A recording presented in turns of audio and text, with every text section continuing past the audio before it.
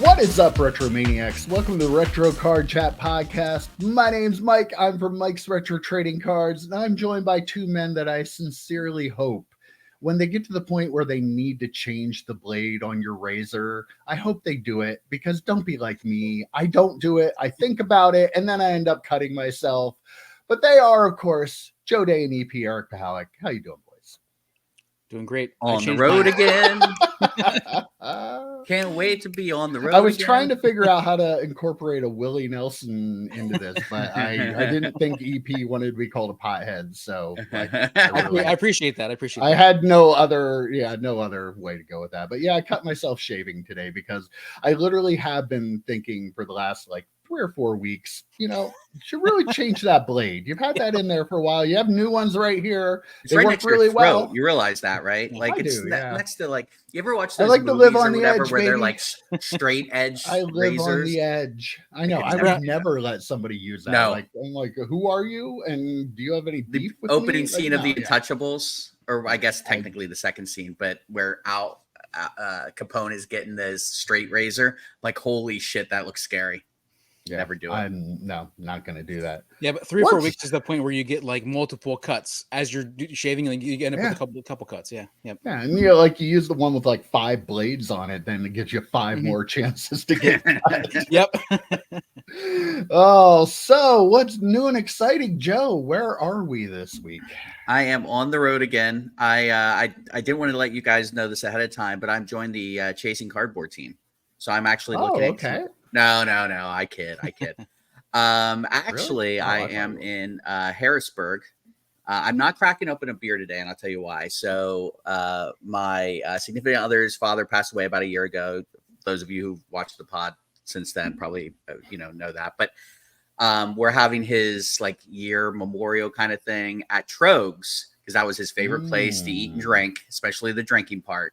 So I'm saving myself for some Trogs here in about 4 hours or so. So I'm gonna keep it coffee today, but I am in Harrisburg. Hopefully I'll be back off the road next week. That's the goal. Back in my chair, my comfy chair with Spinning Kenny behind me. I miss Kenny. Yeah, everyone misses Spinning Kenny. Yeah, Doctor Strange. I mean, the wonder that the podcast numbers haven't just gone to zero, plummeted. But I did bring my mic, and I did it for the viewers. I didn't do it because Mike was so stressed out the last time I didn't have my mic. I did it for the viewers because I'm that kind of guy. But yeah, I stress out for the viewers, Joe. You are the voice surrogate of the viewers. I am, that what it absolutely. I'm their surrogate. EP, are you setting up at the card show this weekend? I am. I haven't received word back that I'm going to, but they typically have tables open, especially in the summer months. So I'm pretty sure I'm going to make a phone call on Monday. Susquehanna Valley Mall, actually, at the mall. Hey, I know the guy. If you need me to put a word in for you, I know him a little bit too. Yeah. Wait. Can Mike get in early this time? The mall opens up early because people walk around, and I'm old now, so people just figure I'm there to walk around the mall. Yeah. Put on a tracksuit. You'll be set. I should track suit and some New Balance. I'll be ready to go. Pull back the curtain a little bit. It's a little bit early this morning, but I did promise that I would have a beer because of this amazing thing right here. That's true. Let's see if I can get it to work. Nope, it's not working. All right, let's see if I can get it to work. But anyhow, this is Trogs. The beers of Trogs in honor of today. The unofficial sponsor for today's podcast. I know, the Rusty Rail better, kick it up pretty soon here, or else maybe we'll go to Trogs. I don't know. I'm not saying we will, but you never know what might happen. Man, this was my dad's, and it's pretty old. I think the battery's going dead on it, but it is This bit is really failing. But I know. Oh my god. There we go. I heard it. There it's gone. Okay. Well. All right. That was entertaining as always. You're welcome. You're welcome. Splice this over the other one if you.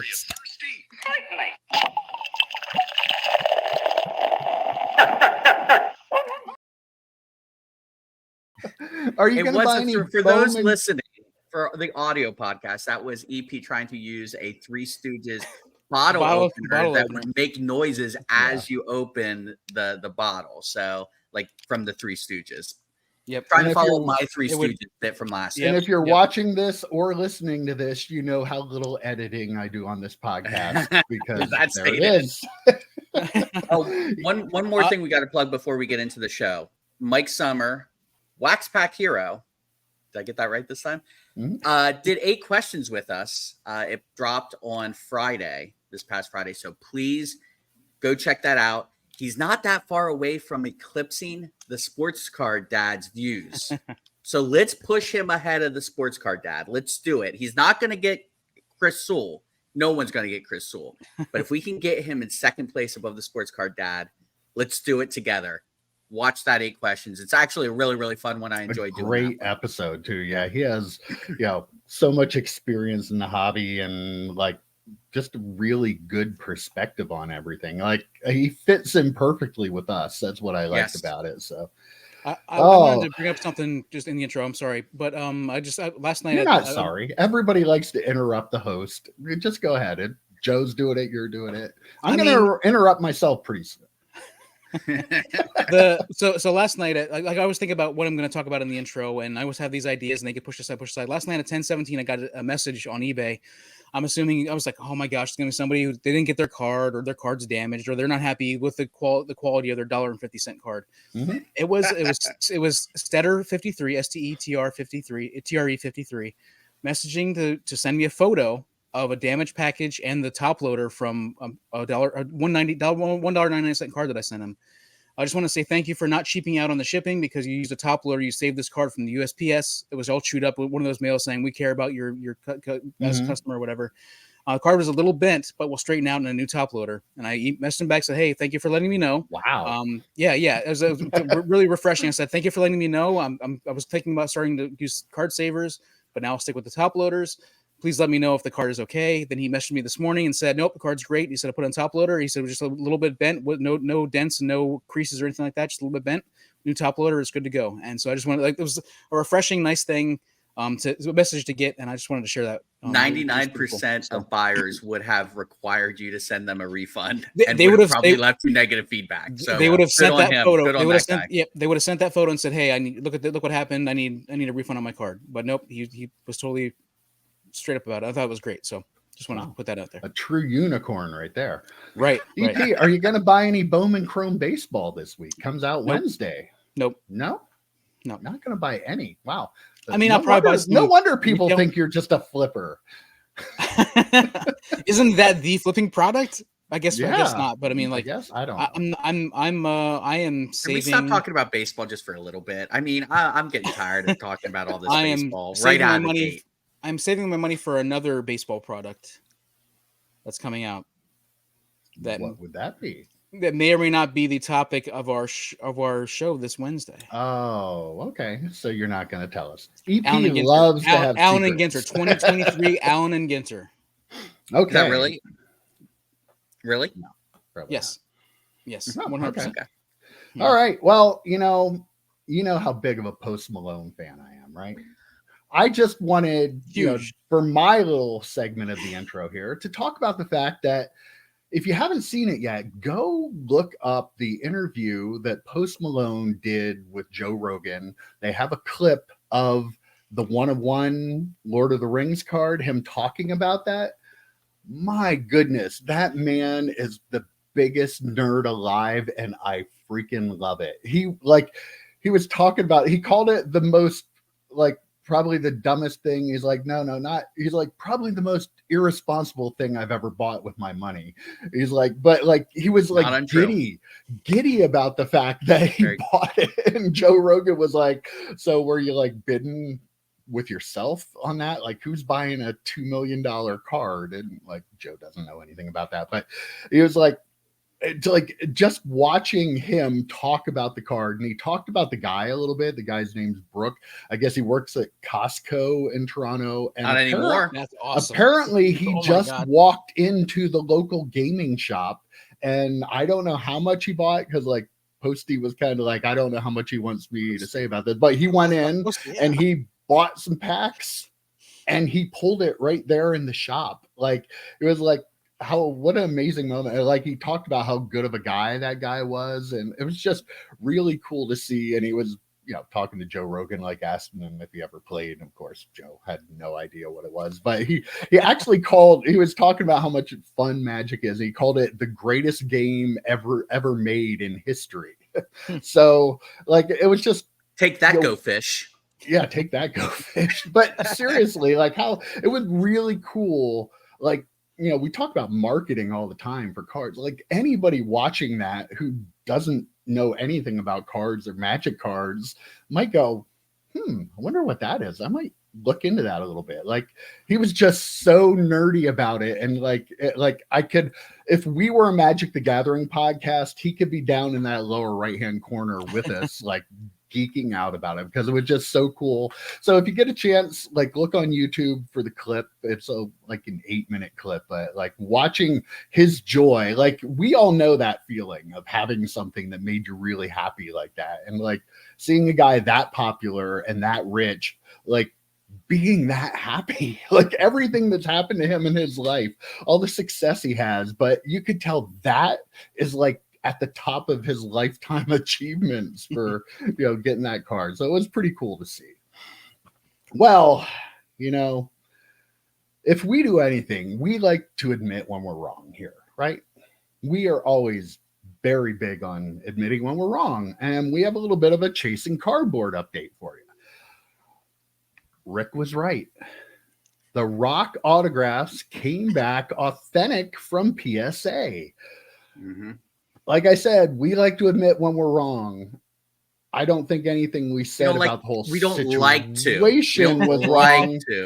Joe, don't stop butting in here. I have a very important thing I have to say here. I am sorry, Rick. You should never have been the butt of all the jokes that people across YouTube and across the card hobby have been making. And I was going to say, from now on, I make a pledge to you that anytime I mention Rick, it's going to be in a positive light. If you see Topps putting unauthentic autographs into their product, I'm going to be like, they really should have called Rick. He would have handled it. So from now on, I pledge to Rick, as my apology to you, that I will only use your name in a positive light in this hobby, because you were right and everybody else was wrong. That personal attack against me, I must interject I just here. Pointed. Yeah. A little twitch in my finger. Right. I think you're reading this whole thing completely wrong, Mike. All of those things you called jokes at Rick's expense were true. I was saying, did they call Rick? I was being serious. Oh, okay. I was saying they need to call Rick to verify, because we know BGS and PSA are really bad at it, right? So let's call Rick. Yes. I was being completely sincere. And it actually is a slam on Rick that you two thought I wasn't.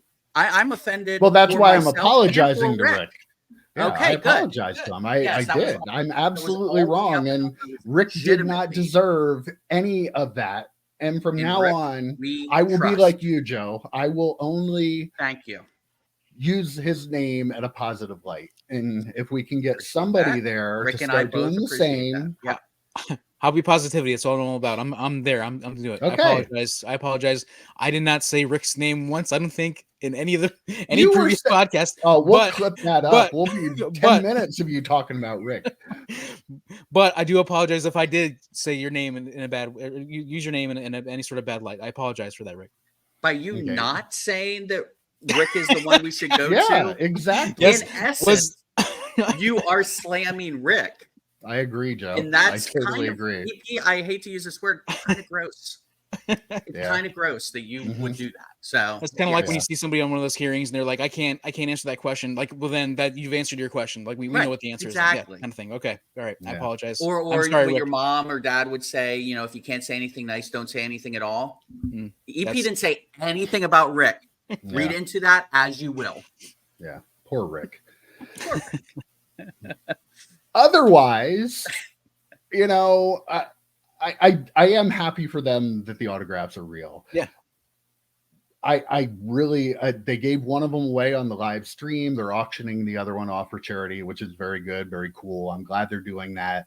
And, Ty did say in there that they should have pulled that down. So like this whole thing come full circle, and I feel like I feel like they did learn a lesson out of this. I don't think a lot of the stuff that we talked about and other people talked about don't apply anymore. I think it still does. Like, I feel like this coming back authentic kind of makes the point that this is why you do it. Like, a quick, first of all, we won't even get into what does the quick appraisal service from these things mean. Oh, I think both of them said no. I think we should. But we could go on for an hour about that. But like, this is why you do it. This is why you don't just throw that autograph out into the world. Like, find out you can do this. There are services out there that know, and you would know, and the buyer would know, and like everything would be right. None of this would have ever happened. So,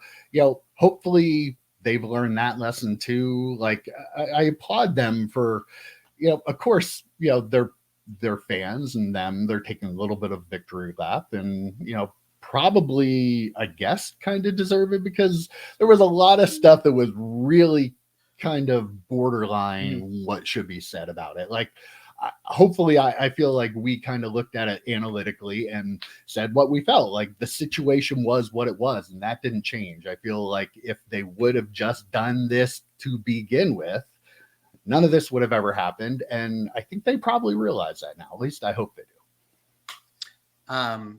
Yeah, you're the big fanboy, so you give us your thoughts. I am. We got in a heated text exchange about it. For a half hour or so, and then of course, just like most of our heated text exchange, they go away. But I will say I generally don't watch other people's content before we record.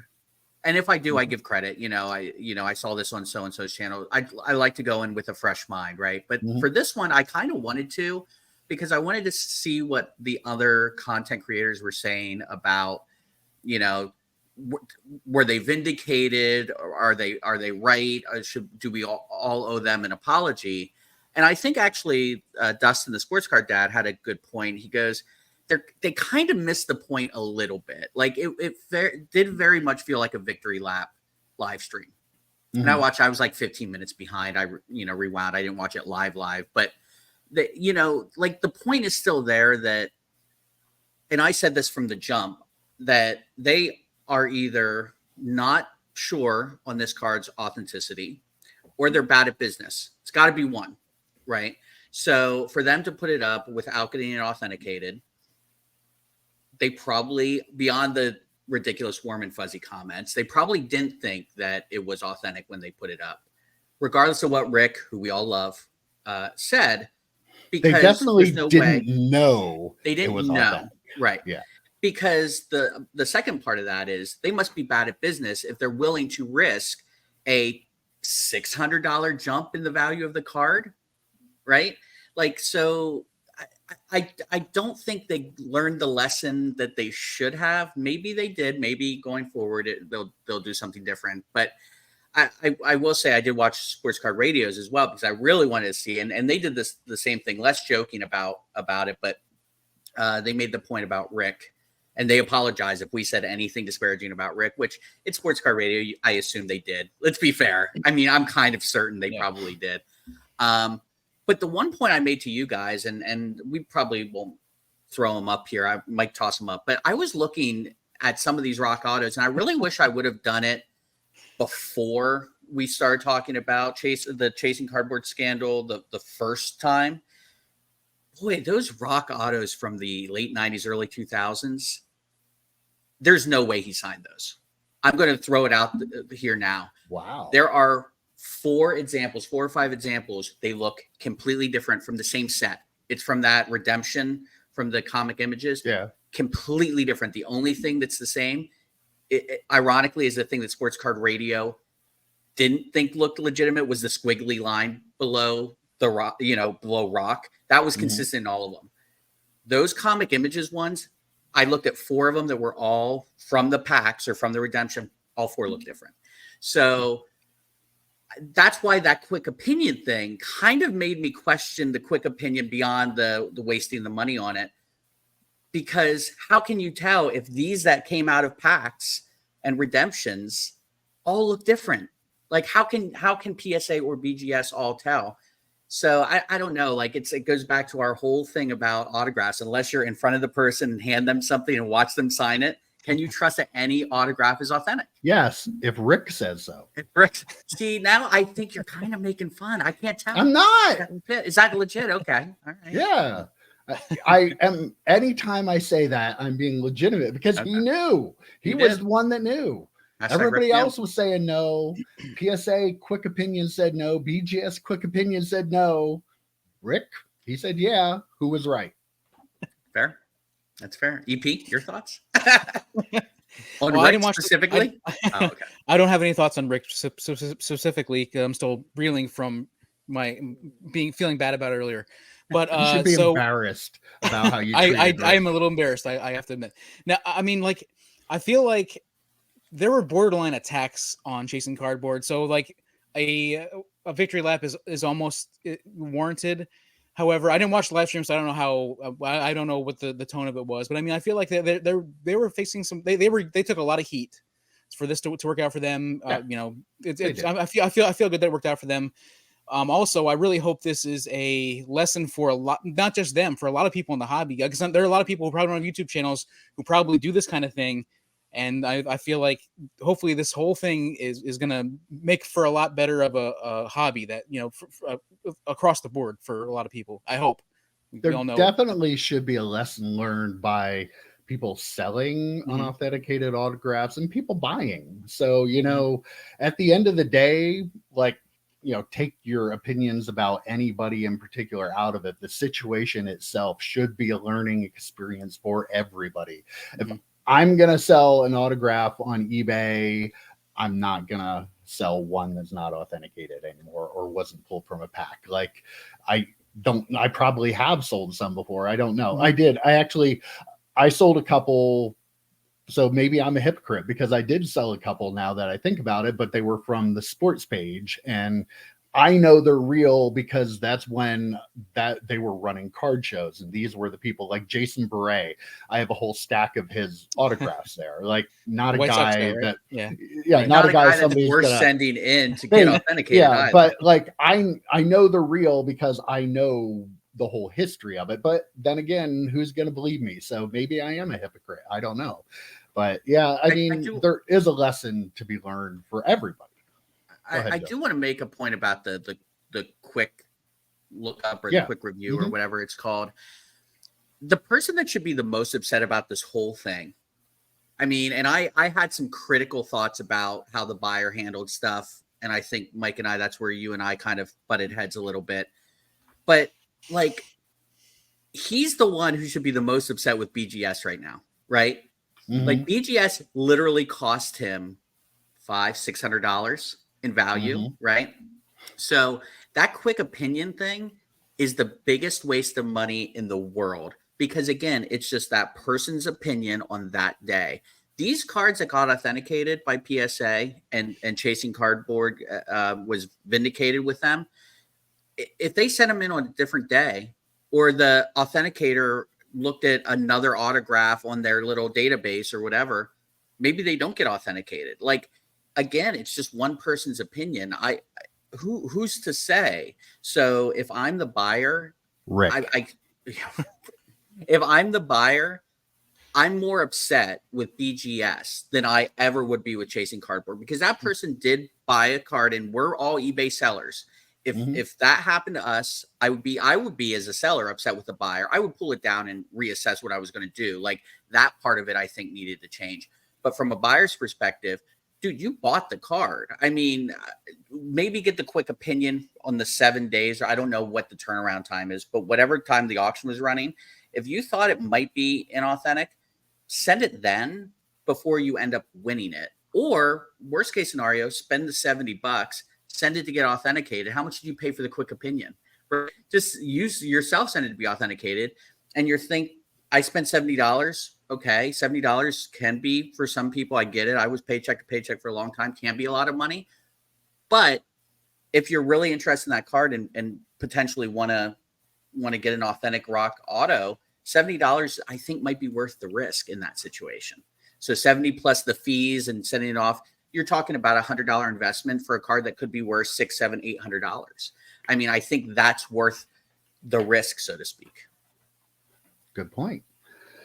Well, we talked, bring another little bit of an update here. We talked last week about card porn and the whole situation with the Michael Jordan game used jersey and the fake photo matching, all that stuff. Apparently, the guy behind the card porn account, if his name is actually Juan Garcia or whatever, has a history of scamming people, and more is coming out. Darren Ravel had, like, it's a crazy article about a trade he made in Australia with a guy, and he gave the guy a fake box of 1986 Fleer basketball that was BBCE wrapped. Apparently, too, card porn was part of the break with Drake. I guess Drake broke a box of 86 Fleer, and there are rumors that maybe he took the wrapping from that. Like, he's been involved with Ken Golden. He's been involved, like, he's all over. This is like an international spy movie, like, situation developing here. Like, who's playing card porn in the movie? I don't know, but like it's kind of crazy. Like, it's just like, he is an international scammer. Like, it's not just cards too. He's dealing like in art stuff that's like faked and stuff too. Like, I don't know. It's crazy. I don't even my brain can't even process it because I read the stories and I'm like, how in the hell is this real? Like, I don't know. Just, it blows my mind, but I'm waiting for the next episode to come out.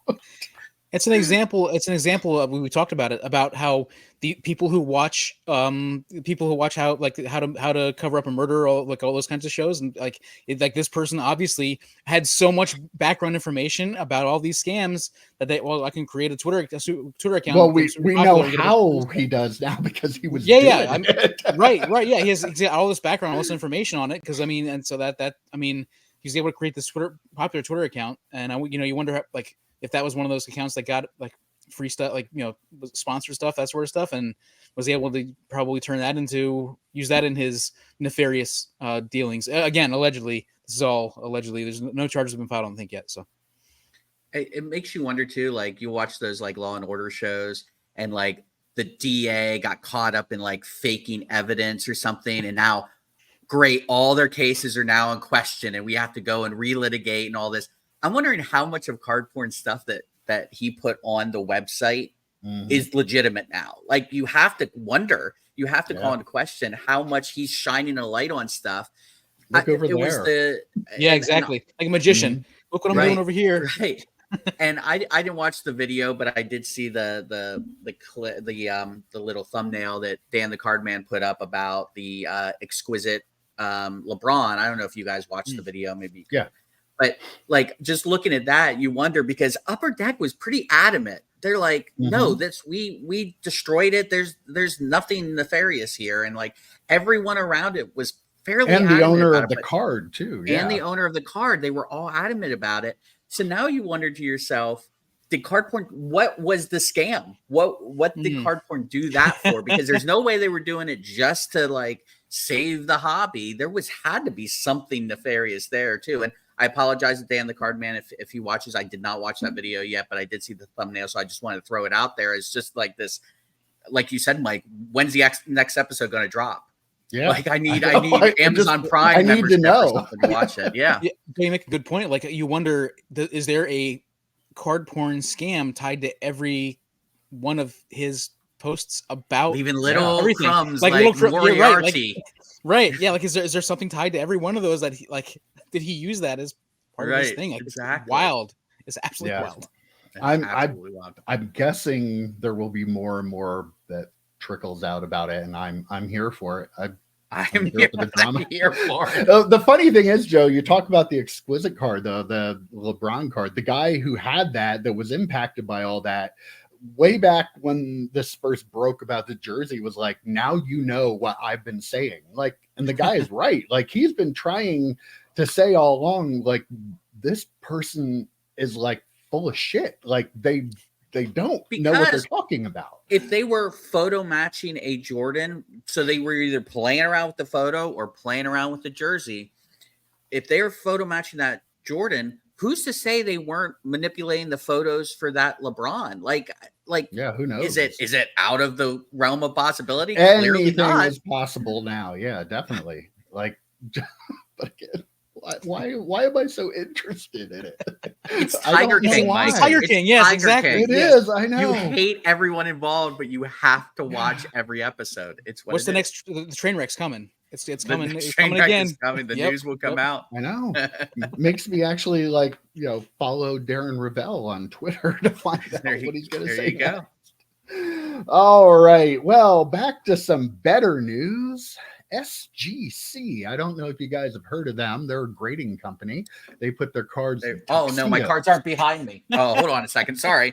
Well, it kind of looks like the frame on that picture there, a little larger version of it. Big tuxedo. That is a big tux. But SGC announced that they're dropping price to $15 a card and $9 for gaming cards. No minimum, right, EP? Just no minimum. Whatever you want to send, $15. We'll get it back to you quick. Like, is this a needle mover? Or are you guys gonna send anything? Oh, EP, go ahead. You're excited about it. Let's hear it. He is. He's bouncing off the screen. I have been sending in those cards for the deals, like with the $9 deals for Top Series 1, and I missed Top Series 2. But because I was flipping the cards, but I thought that my cards were all the grades that I got back were the grades that I thought they should have been. I wasn't disappointed with the grades. Their turnaround time is lightning fast. I'm super excited about this. I have some vintage stuff that I want to send in from my dad's collection that I mean, they definitely want to send. My uncle gave me some cards too. So from the two of those collections, I want to send in, and they probably would look good in a tux. And now at this price, it feels like the kind of the right time to kind of do this stuff. I think it's only $4 less than PSA's $19 price, but with PSA you got to do 20 cards. You got to do at least 20 cards with PSA, I think, right? Where this you can and no membership, five cards. I know I've got to pay for the membership too. I didn't think about that. Yeah. So I mean, like I feel like this is a extremely awesome strategic move by SGC to say, hey, we're here to play, and I'm very excited about it. I think you missed even the bigger part, EP, is the amount of time between PSA and SGC, right? If you legitimately were a flipper, right, EP, like SGC would be a great way to go because you're getting those cards back. That's why he's so excited. He's bouncing off the walls. $15 and you get them back. Probably they say a week or 2 weeks or whatever. You're going to get them back in half of the time they tell you you're going to get it back because they're so good about hitting. I think it's 7 to 10 days. They didn't change. I thought for sure they changed the time with the change in the price. But 7 to 10 days. I mean, that's if you are trying to take some cards, grade them, flip them, and sell them.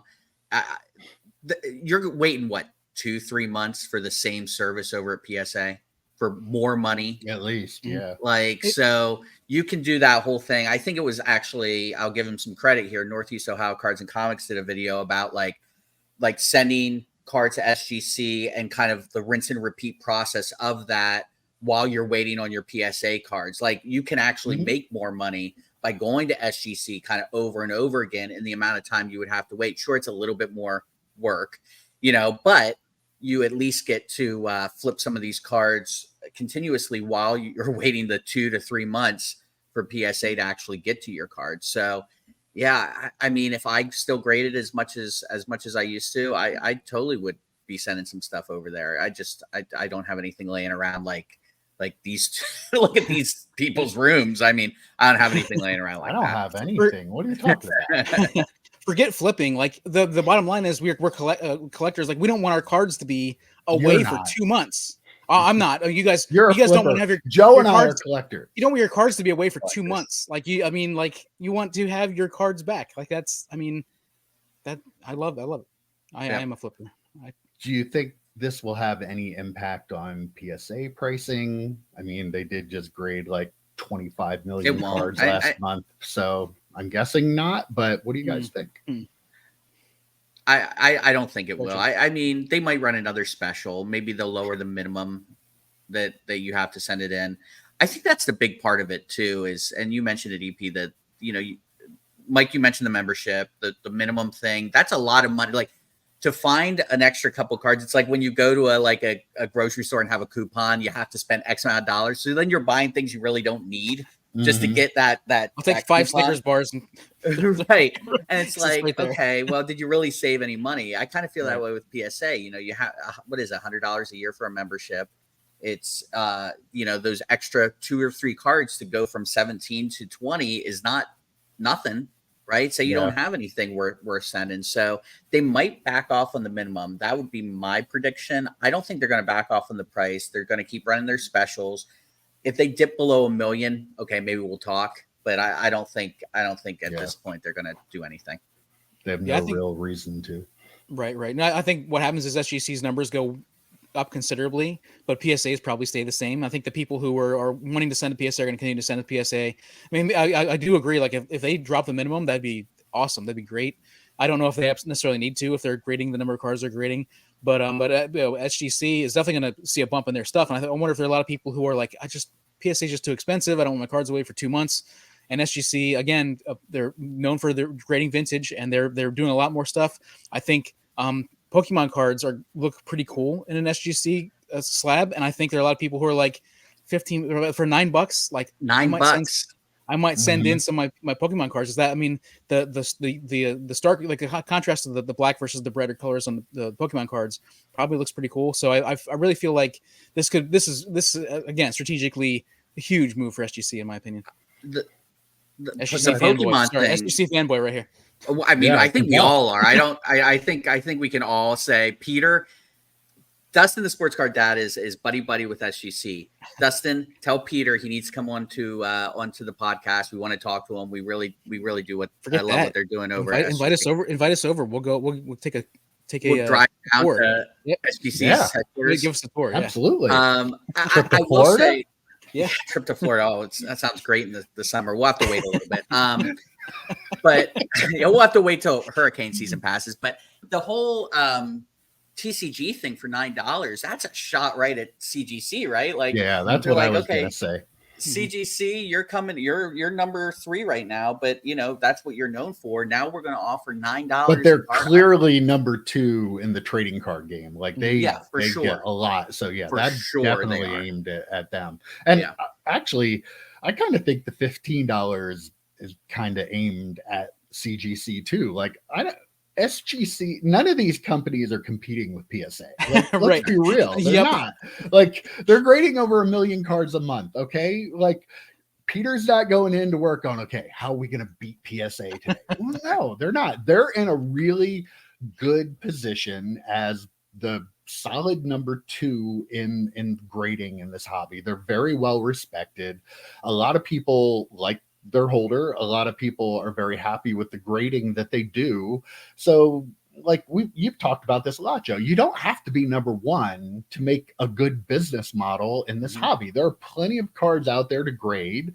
Not everybody wants to send a PSA. Not everybody wants to pay what it costs. Not everybody wants to wait that long. Some people want the cards in the tuxedo. Like they have a very strong business model being number 2. And I think this is okay, let's really hammer this down and be the number 2 grader. And like, I'm interested to see if CGC reacts to it at all. Like, I don't know. Like, their bulk grading last I checked was down to $10. So, but I don't know. Like, I don't pay a lot of attention to their But again, is that 20 cards? So, yeah, I believe you have to have 20 for the bulk order. So it'll be interesting to see. And like the numbers, I can't wait to see what the grading numbers look like between SGC and the rest of them. So I would anticipate they're going to be well into the number 2 spot.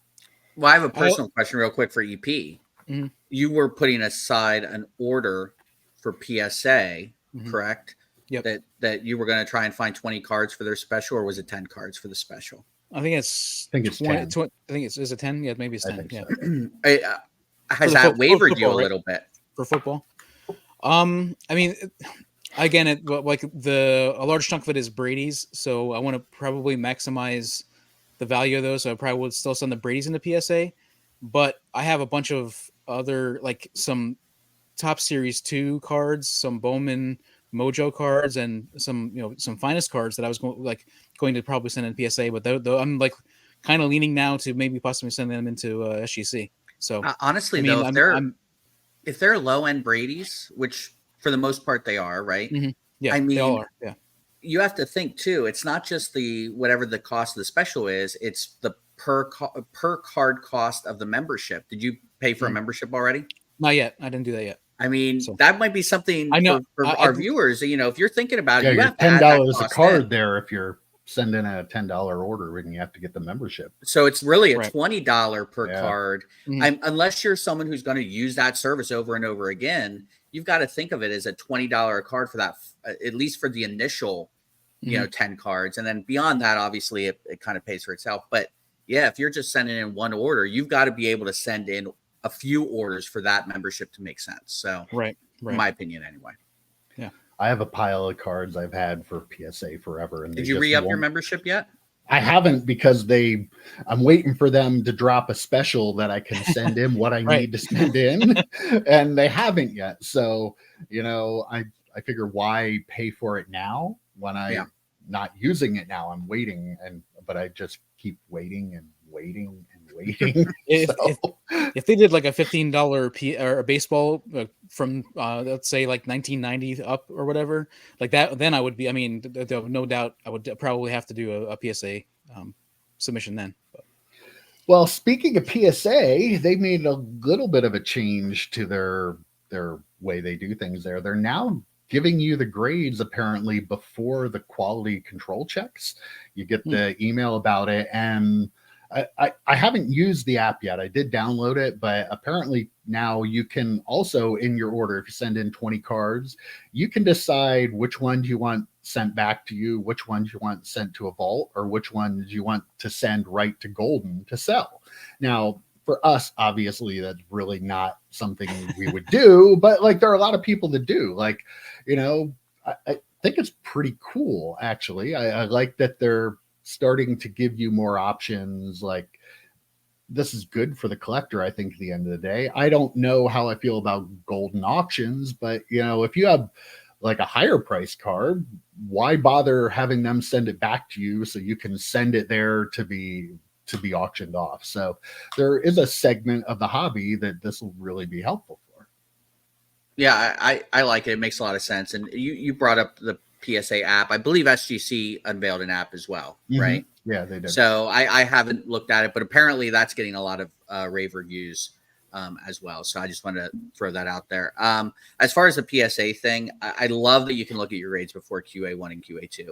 Those seem to be the longest wait. Once your cards get past the grading phase, you're sitting there refreshing like, why has it been in QA1 for a week? What is going on there? And then it goes to QA2 for a few days. And so you're talking like, depending on when in the week it is, when it gets past grading, it could be another 3 weeks before you know what you got. So I really do, as someone who used to grade with them, I really do appreciate that you can look at those grades and maybe catch something before it goes to QA1 and QA2. Maybe, I don't know if they're sending you pictures or if they're just showing you the grade. I don't know how that's going to work, but it'd be nice if you saw a card that you thought was a 10 that came back a 4, and you're like, whoa, that maybe I should reach out to them and see what's going on. And I bet you a lot of people will. Unfortunately, it'll be people who thought their cards were a 10 and they got an 8. And you know how people are, they're losing their mind. Like, there's no way my card's not a 10 and then, come on, an 8's really not. That would never happen. Never happen. That. No, I do. That's what Twitter's for, thing. or X is for. X.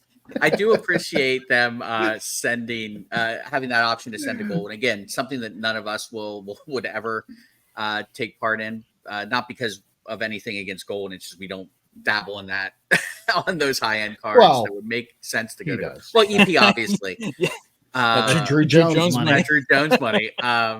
But I like that option. I like the kind of the corporate synergy. EP vomit for me. That corporate synergy between Collectors Universe and Golden. So it makes a lot of sense.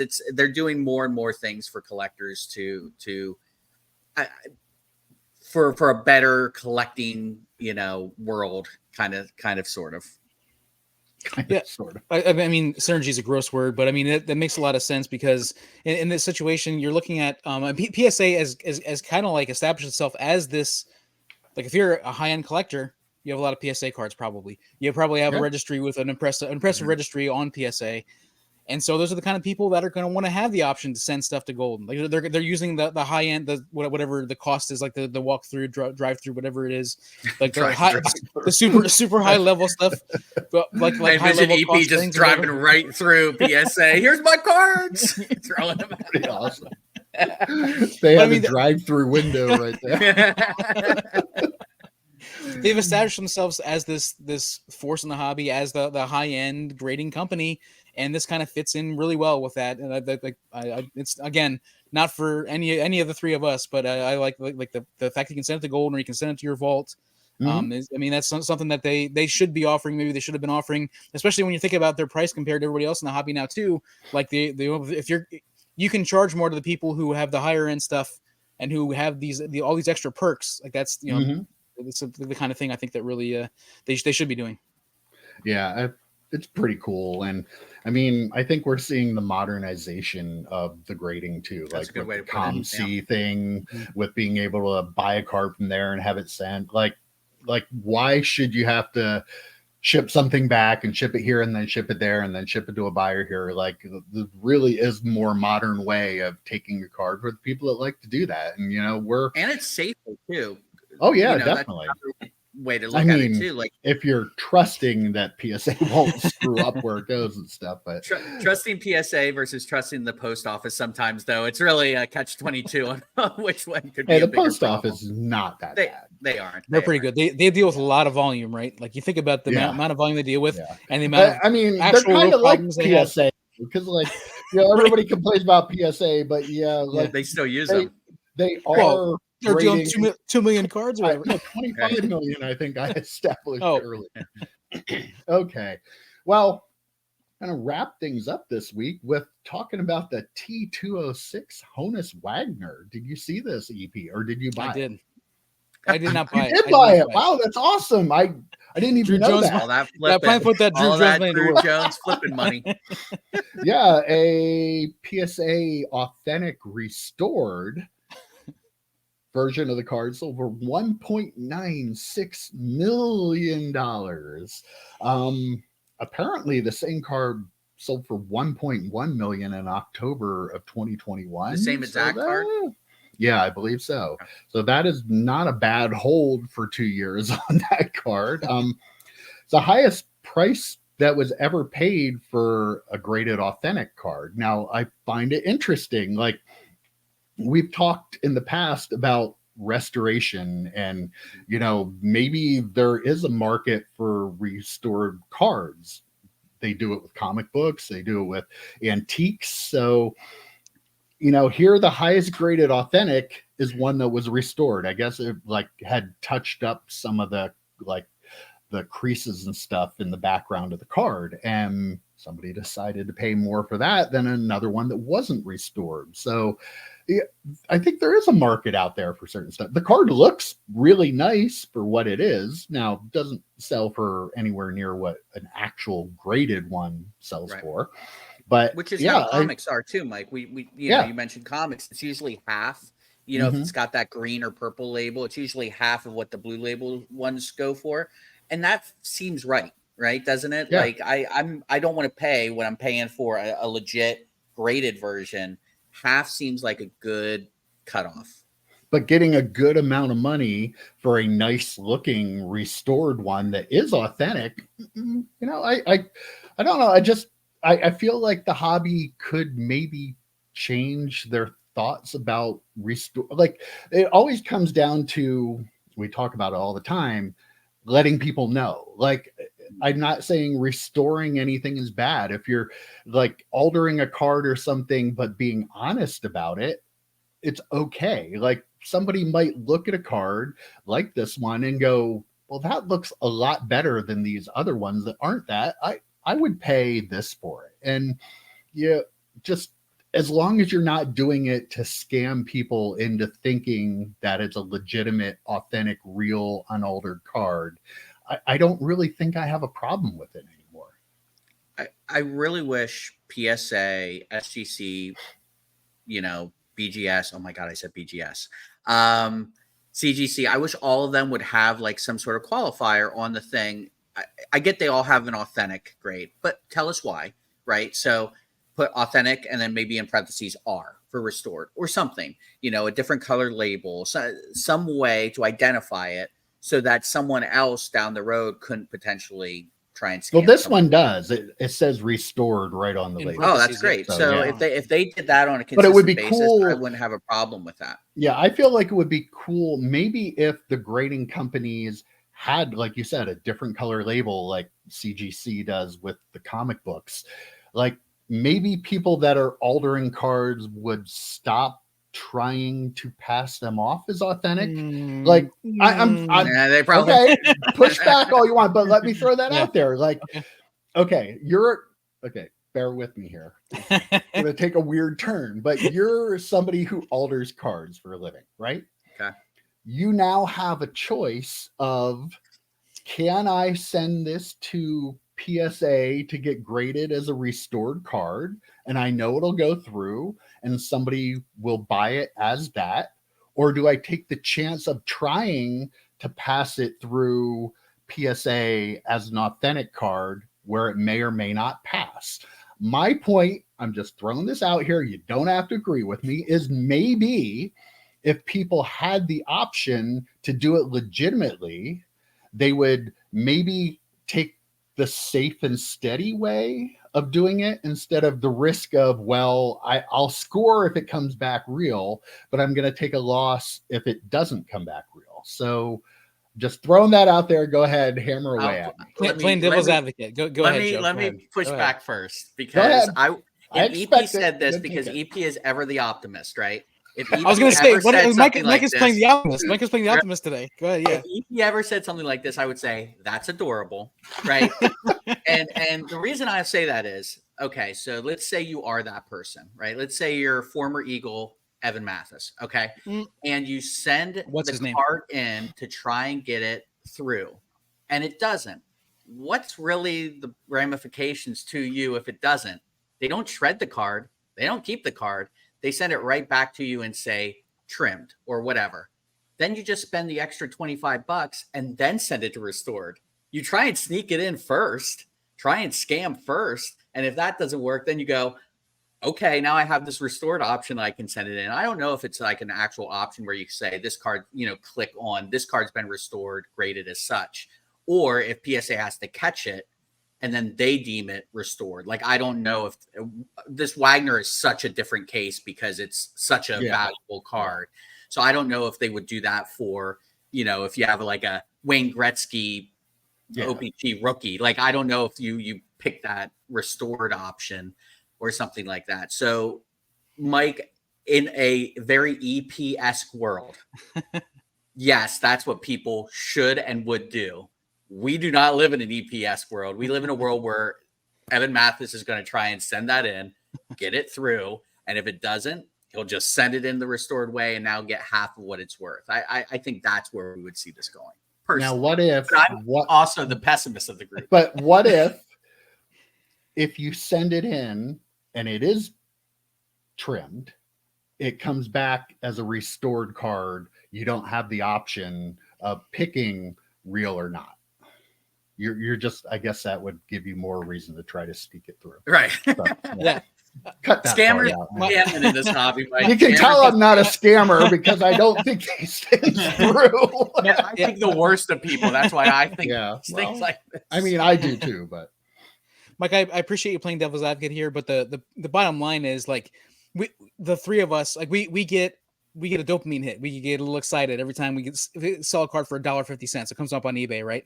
Or we're digging through our dollar box and we find a really awesome card. Or we open up a pack of cards, we find something really cool. Or Joe finds a Kenny Pickett he didn't know about, that, an autograph that he didn't know about somewhere or whatever. Like, we all get a dopamine hit. But I feel like these scammers, their dopamine hits are pulling off these scams sending cards into eBay, and I feel like they're not going to stop trying to do that, even if they have the option to do it.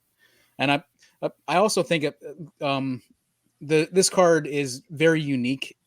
It's when you talk about iconic cards, this is up there, as you know there are so few of these. Iconic card for the longest time. Right. So it is still is. I think it still is. Yeah. You could put it at probably maybe even above the 52 mantle because of how few of them there are. Mm-hmm. And like you think about like it's like the Mona Lisa, they restore that. Like there are certain things that there are just so few of them in the world that it's a little more acceptable. Not the same like a Johnny Bench rookie card. Yeah. Like, I totally get that. But I mean, at least give me the fact that you got to think that there would be some of the people would decide to do it the other way. It wouldn't be everybody would do it, right? You would. We can all hope. I really think the hobby needs to legitimize restored as a separate category. And like, that's really what I'm trying to say. Maybe my example isn't the best way to get there, but like, I do think that like these are little pieces of art, and like artwork is restored. And as long as we can find a way to get people to do it on the up and up, I feel like we have to do that at some point in the hobby. And by just ignoring it and never doing it or never offering the service, like it doesn't make any sense to me. Like I feel like that just continues to let the scammers be scammers. I don't know. I do think that maybe it could turn around at some level. I'm for the eternal optimist on the panel here. For this podcast, Mike is the optimist. For comic books, though, like the thing about that, a lot of people don't realize is you send it in, you don't know. Sometimes, in some cases, people you just don't know they're been touched up, right? You don't know they've been trimmed. So you send it in, and CGC is very good at catching that stuff, and they encase the card. Not that you can't crack case, I get it, but they actually encase it with that label. Now, you can then resend it in and have them remove the alterations, except for trimming. Obviously, you can't do anything about that. That'd be interesting in the card world if you had the ability to remove restoration. There'd be like a little piece of Honus's face cut out or something. I mean, but for this card itself, I didn't really talk about the actual card. Mike, I have a question for you guys, and for the folks watching, comment below too. Would you rather have a really, really low grade, like you can tell it's a 1, maybe it's a 1, it's like a beat up version, but it is as authentic and unaltered as possibly could be, no trimming, no coloring, nothing? It might have bends, creases, corners missing from people using it for their bicycle or whatever. Would you rather have that or one that presents beautifully because it's been altered in some way? What's your thoughts on that whole thing? Mike, why don't you go ahead? I think I might actually like the one that was restored. I think it really depends on what you're doing. If you're buying it for an investment only, maybe not. But like if you truly wanted a card and you could buy a beautiful looking restored, still a real card. It's not a fake card, right? Just one that was touched up. If it was trimmed a little bit, I feel like if it was for my personal collection and I'm going to display it in, my rack up there, yeah, why not? Like it better get on a shelf if you have that card. Present much nicer than the other one. So yeah, I think it case by case what you're going to do with it. But like for my personal collection, if I'm saying I want that for me because that'll make me happy, I think I would consider one that I knew was restored. I like to use case by case is a really good point. Like I was thinking about like for me, for like this Wagner, give me the beat up one that's only half a card. Like that to me, that card has a story, tells a story. That's what I want to see. But I was thinking about it as you guys were both talking. Like think about the PMGs, the original PMGs, how the green ones there's so few of them that have good grades, like just because of everything. If they could restore those and make those great, that's something where I would rather have. For like a newer card like that, I'd rather have that look really nice for display, where it doesn't tell as much of a story as a card from the 1800s or the 1900s. Right. You know what I mean? Right? Like I feel like I want those cards to tell me a story in my collection. Like I have a Carlton Fisk rookie card that is just all torn up, just really beaten up. But I love it because it is beaten up. And I love beat up cards too, because you go, what happened to this card? Right. I want to know. Right. Yeah. I want to know the story. Gretzky, Mike. It's like your personal Gretzky that you had graded. You'd rather have that than it cleaned up, because that story means so much to you. Yeah. Yeah. And so, but as far as like a newer card, like I was thinking about even like new 1-of-1s, like if you could get that restored, like if it's for your personal collection, it's a Griffey crazy like super fractor autograph or something like that. For me, I'd rather have that be perfect in the case. I don't care if it says restored on it, but I wanted that to look really nice and be my card. Where the vintage stuff, I prefer to be a little beat up and have a story behind it, kind of thing. It's weird for me, because you think of me as the OCD guy who wants everything kind of perfect, and I actually want the beat up card. As long as I didn't cause it to be beat up. I always like to say that too. That's why I will always buy a new car. I want to know I'm the one who, if jacked up the engine or ruined the brakes or whatever. Like, so for me, for a card like that, for any card really, I would prefer to have it come to me as it is, as it was, as the story got written for that card. I would like to have that. And just as an aside, I've been thinking about, consolidating some of my Brady rookies and buying one Brady rookie. And the one I've been looking at is playoff contenders, right? I'd have to pretty much sell. Okay, everyone calm down. I'd have to pretty much sell every other Brady I have, with the exception of Bailey here and there. And I'll sell after this past week. I'll sell her for a dime. So anyway, I love her, but still. But anyway, I was looking at Brady contenders autos on eBay, and I was like, oh, these like 3 and 4 in a row are actually affordable. They're all authentic. They're not graded. They have an auto grade, and some of the auto grades are less than 10, which is fine. Autos fade over time. He was a card that wasn't sleeve and top load as soon as you got it kind of guy. To me, I'm wondering, why is it authentic? I want to know. Like, if I know it was trimmed, or if I know it was altered in some way, I want to know that. So that's why I kind of like this whole restored conversation, because if they told me it was restored in some way, I would potentially buy it. But just the not knowing why it's authentic, I don't know. That there's just something about that just doesn't sit well. Drives you crazy. Well, if people have found out anything this week, they found out that I am pro card trimmers. So. Yes. That's super optimistic. And super optimistic too. Super optimistic card trimmer, Mike. That is totally me, right? Like 100%. Everybody, that is me. Yeah. Well, I want to end this week before we wrap things up, and I want to share with you guys that I pulled my first ever 1-of-1. Dude, awesome. Oh, very cool. Okay, don't get too excited, because this is a bit. I was opening some 1990 Action Pack test set. They did the one, just the Giants, Bears, Redskins, and what, Broncos or somebody. I pulled this. I saw that on Twitter, actually. Yeah. Look at that little gem. Look at that. Do we know who it is? I think we do. Yeah. I forget who it was though. But, so it's not Bobby Humphrey. I thought it was Bobby Humphrey from the Broncos. Bobby Humphrey from the Broncos. Yeah, I think that was it. They don't have many stars in that set, but yeah, I mean, it may not have a 1-of-1 stamp on there, but that is a retro 1-of-1, right? That is definitely a retro 1-of-1. How amazing is that? I love this card. Like, it's like printing plates before printing plates became a thing. Yeah. It's kind of like that promo. It's so cool. Yeah, like, very cool. I don't know, stupid, not worth anything, but like, it's worth something to me because it's unusual. Send it to PSA. Just I was going to say, would somebody grade it? Would somebody grade that, you think? I don't know. That would be fantastic. Yeah.